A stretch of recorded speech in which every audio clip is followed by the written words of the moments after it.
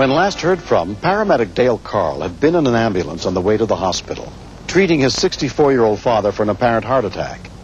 Dale's wife, Marie, waited at the hospital, unaware that his ambulance had been involved in a serious accident. Hi, Alice. Hi, Has Marie. the ambulance come up yet? No, they haven't arrived yet. When I got into the emergency room, they had me start a chart out for Dad.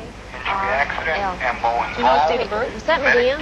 There was a radio in the emergency room where I was standing, and I could tell that there was a very bad accident. And at that time, the firemen started running and said that it was very bad and that there was an ambulance involved and that it had rolled over. Thank you. Is that Dale? It was Dale's ambulance. They're sending another ambulance out, Marie. Okay. Okay. I got it. It shook me up. I thought for sure that they were dead. All I could do was put my head down on the counter before I passed out. Randy, you all right? I wasn't doing too bad, but my leg had become wedged under the seat. Station 43. We're involved in a 1050 rollover. I could hear Dale in the back screaming his father's name. He wasn't getting any response. You all right? I was honestly afraid that he had arrested, that he had died. You okay? Oh. It took me a couple of seconds to realize what had happened. I had a tremendous amount of pain in my right shoulder. You okay? Yeah, just mark. No big deal. Dad was laying on his side, being suspended in air by the straps from the gurney. His IV had come out. He's just bleeding all over creation from that. I had to dig around in the rubble and find Dad's IV, and I grabbed some alcohol and cleaned it and plugged it back in. All right, hang with me. We'll get you out of here. Oh. Hang with me. Asked him again, how you doing? How's the chest pain? He was so short of breath he couldn't talk to me. His condition was getting worse.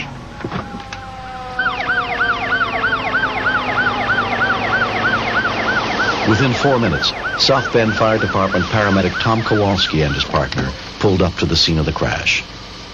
My concerns were many at this point. I knew we had an unstable cardiac patient who may have been further compromised by the addition of traumatic injuries. On scene, we had a lot of chest pain, mid-sternum running up to his neck, down his arm. And that Dale, in being so focused on his father's care, may have been ignoring his own potential injuries. Nice and easy, guys.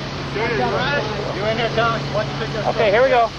They looked at me and said, Dale, why don't you go in with one of the other rigs? We'll take care of your dad.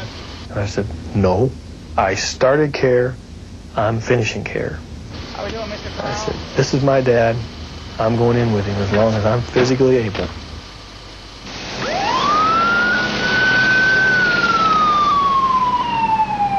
Robert Carl's vital signs were dangerously high when he was admitted to South Bend Memorial Hospital and examined by Dr. Joseph Lee.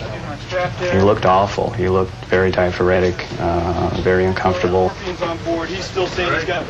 He was in critical condition at that point. We knew we had to act fairly quickly to get him stabilized. Squeeze my fingers here. I was relieved.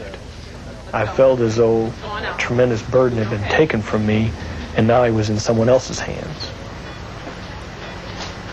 Tests revealed that Robert Carl's heart attack was caused by blockage in 4 major arteries. The following afternoon, he underwent quadruple bypass surgery. I remember sitting in his room with him as they were prepping him for surgery. I remember telling him that I wasn't ready to be the man of the family yet. That he'd better make it. He assured me he would.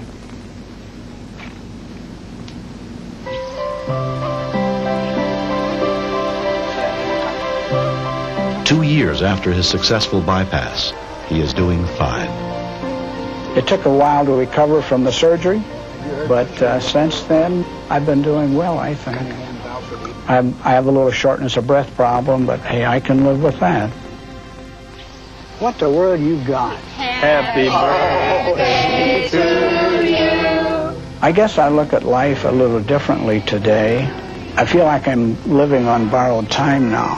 God has granted me a longer period of time, and I feel that he has something that he wants me to do yet. Well, since it's only 2, I think I can handle that. If it was all of them, I doubt if I could.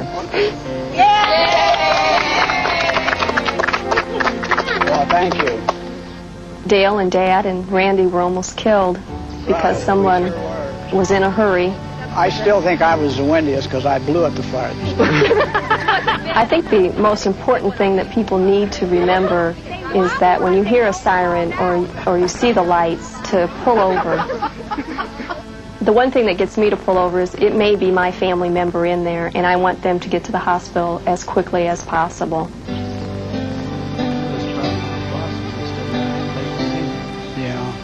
I thank God that we can joke about it now and we say that we're just 2 old country boys that took a whooping.